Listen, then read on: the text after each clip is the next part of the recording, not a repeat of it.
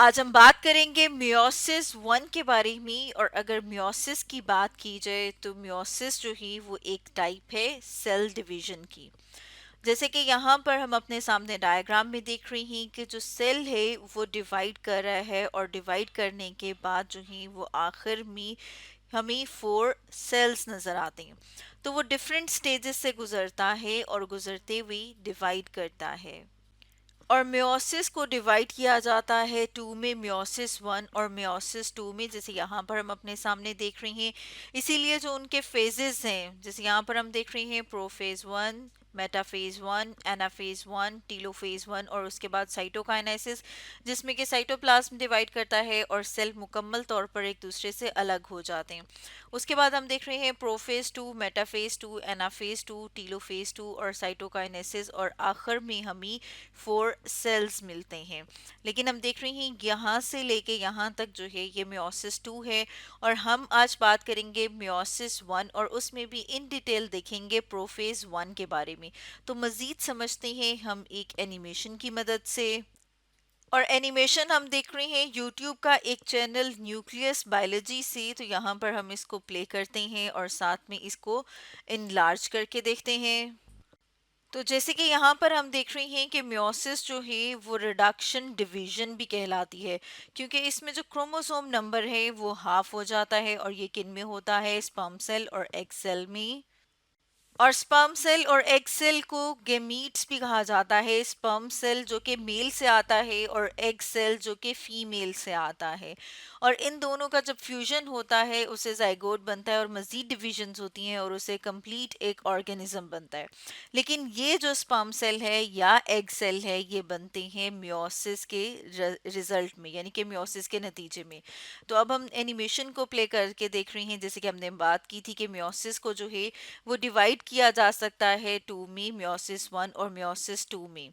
और फर्दर हम देखते हैं कि जो मियोसिस वन है उसमें आते हैं prophase one, metaphase one, anaphase one, और उसके बाद आता है टीलोफेज वन। इसी तरह हम देखते हैं कि मियोसिस टू में आते हैं prophase one two, metaphase two, anaphase to और टीलोफेज टू।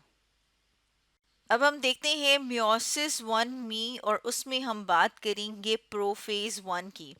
तो जो प्रोफेज वन है उसमें हम देखते हैं कि जो सेल है उसे हम कह रहे हैं डिप्लॉयड सेल है, क्योंकि उसमें जो क्रोमोसोम के नंबर की बात करें तो क्रोमोसोम्स जो हैं वो पेयर की फॉर्म में होते हैं। और यहाँ पर ये जो भी मटेरियल हम देख रहे हैं ये क्या कर रहा है? ये कंडेंस हो रहा है, और कंडेंस होके इसने जो शेप ले ली है इसे क्रोमोसोम कहते हैं। जैसे यहाँ पर हमारे सामने जो है वो हमें नजर आ रही है।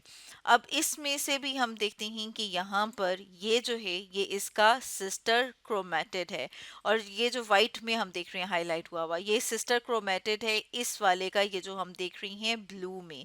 तो यहाँ पर हम देख रहे हैं ना कि ये जो है ये इसका सिस्टर क्रोमेटिड है, ये इसका सिस्टर क्रोमेटिड है। ये दोनों के दोनों क्या होते हैं? आइडेंटिकल होते हैं आपस में।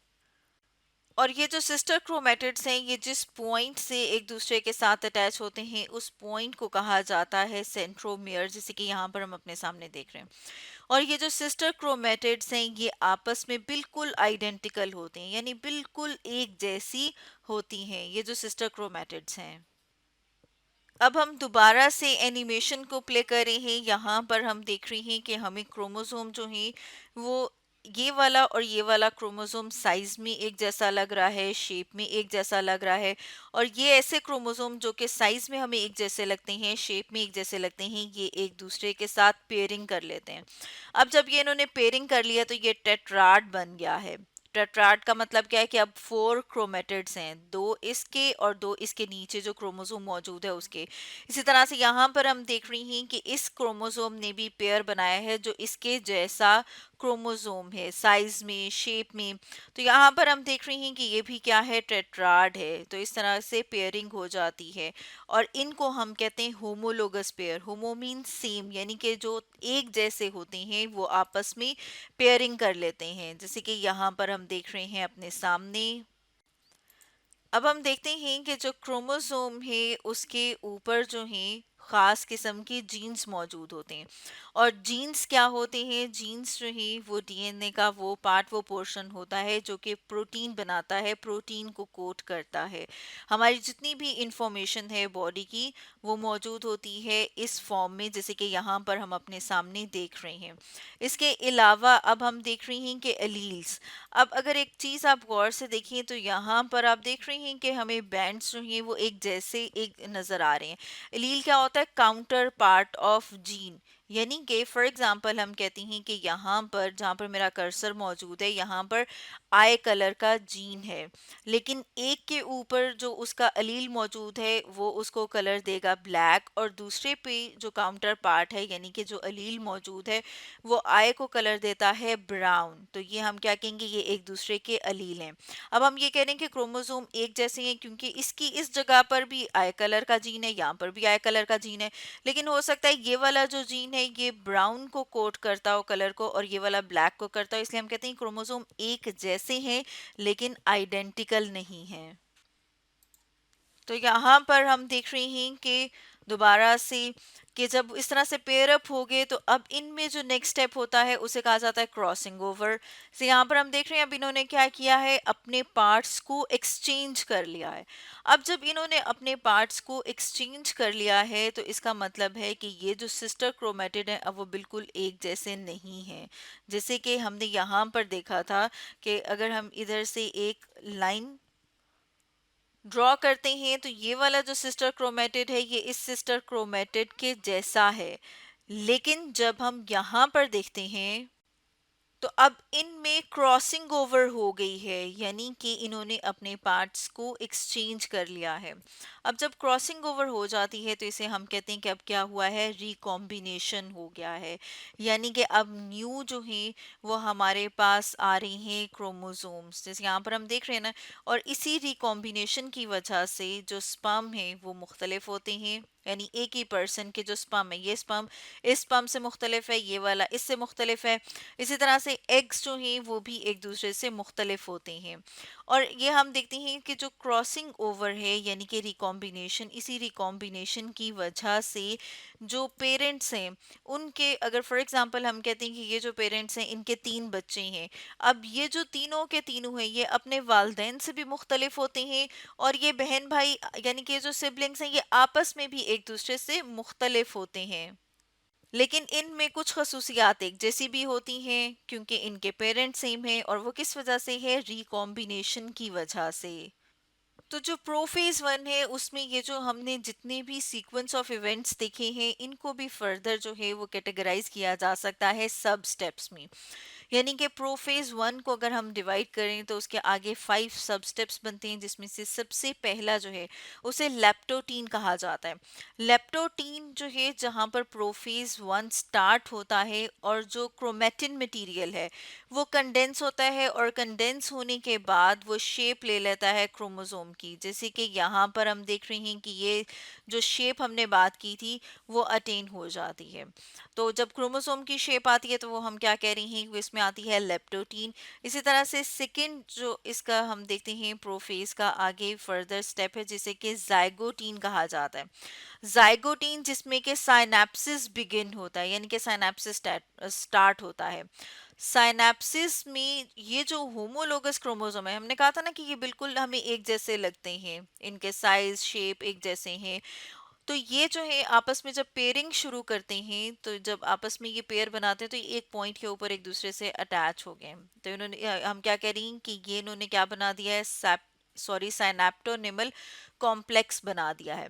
और जब ये कॉम्प्लेक्स बनता है तो इस वाली जो सब स्टेज या सब फेज, हम इसको सब स्टेज बोलेंगे, इसको कहा जाता है जाइगोटीन।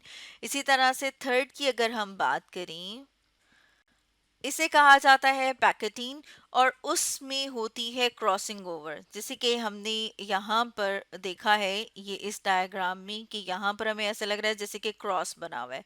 हमने अपनी एनिमेशन में भी देखा था कि जो क्रॉसिंग ओवर हो रही होती है, तो जब क्रॉसिंग ओवर होती है तो उसमें डीएनए एक्सचेंज होता है नॉन सिस्टर क्रोमैटिड्स के दरमियान। हम देख रहे हैं ना, ये हमें ब्लू नज़र आ रहा है और ये हमें रेड नज़र आ रहा है। तो ये जो ब्लू है वो रेड के साथ अपना मटेरियल एक्सचेंज कर लेगा, क्योंकि ये ब्लू वाले आपस में सिस्टर क्रोमेटिड है, रेड रेड वाले आपस में सिस्टर क्रोमेटिड हैं, ब्लू और रेड आपस में एक दूसरे के लिए नॉन सिस्टर क्रोमेटिड हैं। तो इन्होंने क्या करना है, यहाँ पर क्रॉस बनाना है। ये जो क्रॉस बनता है हम कहते हैं कि क्या बन रहा है, क्यास्मेटा बन रहा है। अब इसी तरह अगर हम फोर्थ सब स्टेज की बात करें तो वो क्या है, डिप्लोटीन। डिप्लोटीन जिसमें साइनेप्सिस एंड हो जाता है, यानी कि यहाँ पर ये जो हमने देखा था ना कि जब होमोलोगस जो ये क्रोमोसोम आपस में पेयर करते हैं तो एक पॉइंट के ऊपर अटैच होते हैं। अब वो पॉइंट ऑफ अटैचमेंट जो है वो खत्म होता है और क्याज्मा, ये जो क्रॉस बन रहा है ना, इसको क्याज्मा या क्यास्मेटा कहा जाता है, वो हमें नजर आता है इनमें, जिसे कि बाइवेलेंट भी कहते हैं और टेट्राड भी कहते हैं। बाइवेलेंट के 2 क्रोमोसोम हमें यूं नजर आ रहे हैं, टेट्राड क्योंकि 4 हमें क्रोमेटिड्स नजर आ रहे हैं।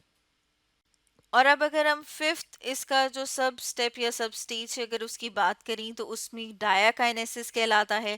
डायाकाइनेसिस में प्रोफेज जो है वो एंड हो रहा है, न्यूक्लियर मेम्ब्रेन डिसइंटीग्रेट कर जाती है।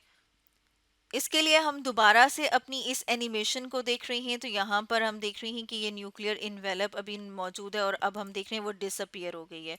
इसके अलावा हम देख रहे हैं कि सेंट्रियोल्स जो हैं वो हमें नज़र आ रहे हैं।